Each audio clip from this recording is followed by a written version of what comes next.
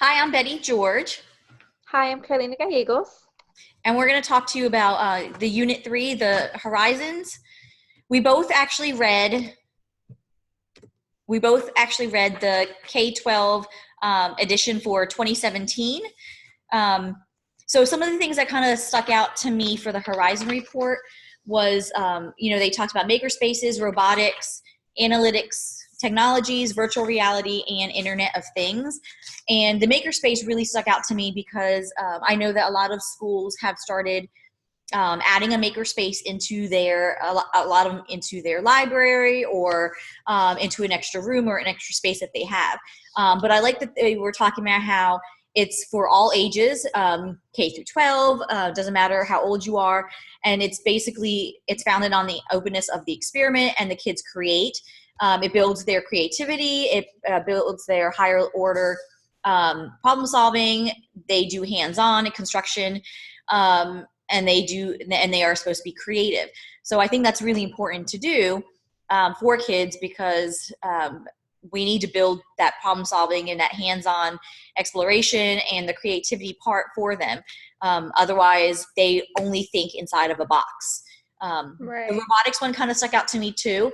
I've done robotics with kids before. We usually did the Lego We Do software, and it is so much fun, and it's just cool to see the kids being able to code a program and get the robot to do a certain function. Um, and I liked when they talked about in this one, they said even students with spectrum disorders are more comfortable Right. working with robots because it helps build their social, verbal, and nonverbal skills. Right. I thought that was amazing within itself. And I also thought it was crazy that they said that the amount of robotics in the world was going to like double to like 4 million. Yes. And how basic, if you think about that, that's replacing a lot of jobs of especially factory wise. So students need to kind of start learning how to program it, especially and maintain those things because if that's where the future is going, I think it would be like 2020. I think that's what I Yep, read. 2020.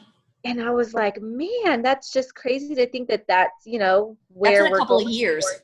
Right. That's right around the corner. So it's very important to introduce this even at a young age throughout, like I said, throughout grade 12 for them to start actually interacting with it and know it, especially if it's the future. Of course, maker spaces too. That's like the biggest thing. I went to a training for maker spaces during last month.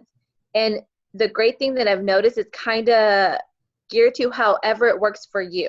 Some teachers do it within the library. Some people have it within a club before school. Some librarians even put it in a, I guess, tub container and make it into stations where teachers could actually check them out and incorporate it within their classroom. So I think, like you said, it's just kind of putting it student driven and having them create it and just kind of allow them to think critically and try different ways to get to that goal. Okay. So we're going to go ahead and move forward to the evaluating with the ISTE standards.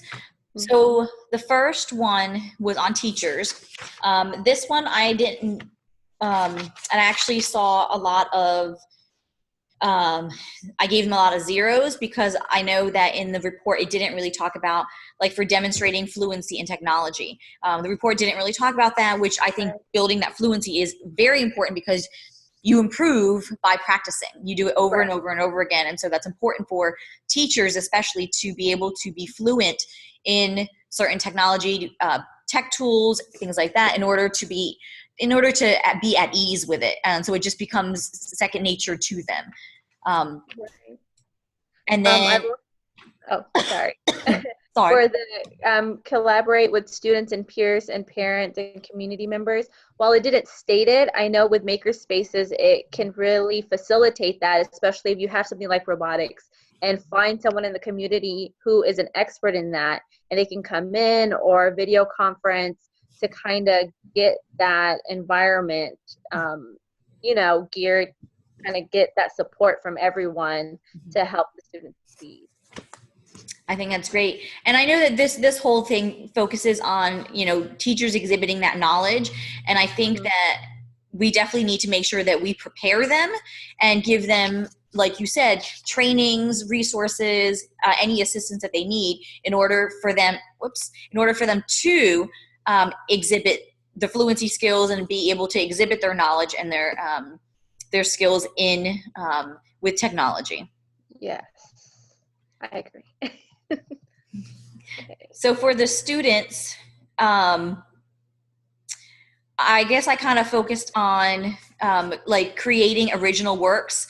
Mhm. I know with robotics, that could be easily done. That, I know with the Lego We Do software, there's robots that they can make. They follow directions for it and code it according to what the booklet gives you, or the kids can create their own, which is good because then they are actually expressing themselves creatively using their own actual work. Mhm. Especially with the robotics, and the same thing goes with the maker spaces, being able to their work is going to be individual and original because it's based on what they want. Right. I also liked, well, I was thinking too, with makerspaces, you can incorporate like the visual reality, 3D printing, and those are all products that it could be the same content area, but they can use those different technologies to make a different product and to be able to create it clearly however they want to model their learning. Mm-hmm. Okay. So the second standard for students was being a global collaborator, which I think is really important for them to do because then they become part of a global network. And they see also, like I like how this standard talks about broadening their perspectives, which enrich their learning because, kids are tunnel vision in their own perspective a lot of times. And so it's good for them to be able to collaborate globally, whether it's with someone in the same school, different grade, maybe different class, in another state, in another country, for them just to get a better perspective of life and the world around them, and working in groups like that. Right. And especially if a school is barely starting a makerspace, and just kind of making the fundamentals of working together to make something like for in an instant, my school hasn't done any robotics yet. So if my librarian wanted to incorporate that, I would assume she would try to do it as a whole group first, kind of model it. They can work together, collaborate that way, and kind of learn from each other to master it. And then from there, they're able to try to do it independently. Right, which I think would be a great way to start. Mm-hmm. Okay. The next one was on coaches, which this report didn't really talk about coaches per se. It was really more of teachers and students. So this one, I kind of gave coaches pretty much like all zeros, zeros or ones for it. But like we said, coaches are very important in this role in order to help support the teachers, because the teachers are new to this or they need more support. And so the coaches are there to help support them and promote the use of technology and the tech tools in order for the teachers to help the kids become digital learners. And then the coach helps the teachers become digital learners as well to help them build their fluency. Right. I think it's always important to see how to actually use it within the classroom. Anyone could walk up to me and say, "Hey, here's this," and I look it up, and I'm like, "Oh, okay, I like this, but how can I incorporate it?" It's nice to have a coach who knows the knowledge and is very proficient in it, that's able to display a way that I can implement it in my classroom and for me to learn from. So then I'm able to facilitate that for my own students. Absolutely. And the last standard was on administrators. The one that kind of stuck out to me was because they kind of focus on how educational administrators create, promote, and sustain a dynamic digital age learning. So like if I'm thinking like on a district level, I know that our district administrators in technology, they do this. They do a fantastic job of creating, promoting, and sustaining a digital age learning culture. Now, if we're talking about administrators on a building, in a campus building, like principals and assistant principals, things like that, I'm less hesitant to give them a higher score, only because I know that a lot of administrators are very, very uncomfortable with using technology. And Right. so they're more hesitant. They're not at ease with it. And so I think part of being a coach is also the coach's responsibility to also help administrators be better digital learners as well, not just the teachers, because in the substandard B, it talks about the administrators need to model. Well, they can't model what they don't know. Right. And a lot of teachers, if they're doing a staff training or staff meeting, and then administrators up there using an overhead projector, when those have been like completely cleared out, but that's what they're comfortable with. I mean, how can we expect teachers to use smart boards, use the tech tools, integrate all these really cool programs and tools for the kids using technology when the administrator can't even model it?